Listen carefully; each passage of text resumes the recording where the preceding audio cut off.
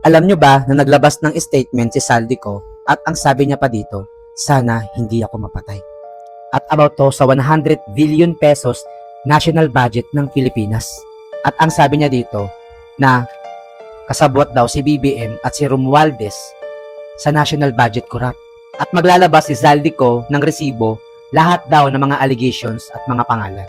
At makikita nyo sa FB page niya na naglapag na siya doon ng mga post niya doon at pwede nyo dalawin at bisitahin. At ang sabi pa ni Zaldico, ginawa lang daw siyang poster boy ng BBM administrasyon. Kumbaga parang sunod-sunuran o utusan.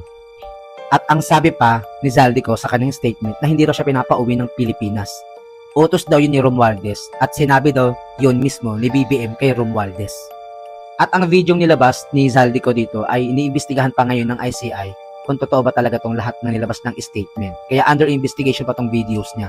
Pero sobrang viral siya at kalat na ngayon sa iba't ibang social media platform. Kaya hindi na siya pwedeng i-delete kasi na-copy-paste na siya or na-copy na siya ng ibang, like me, char.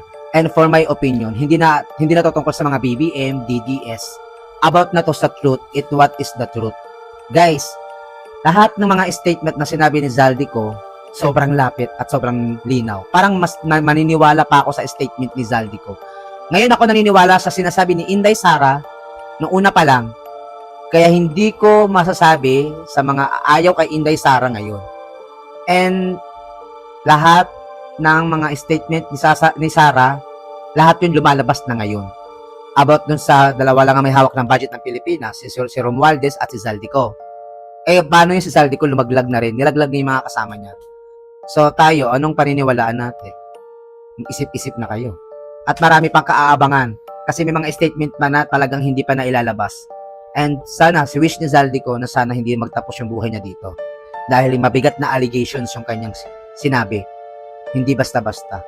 Dalawin niyo yung FB page pala ni Zaldico. Meron naman blue check yun, legit yun.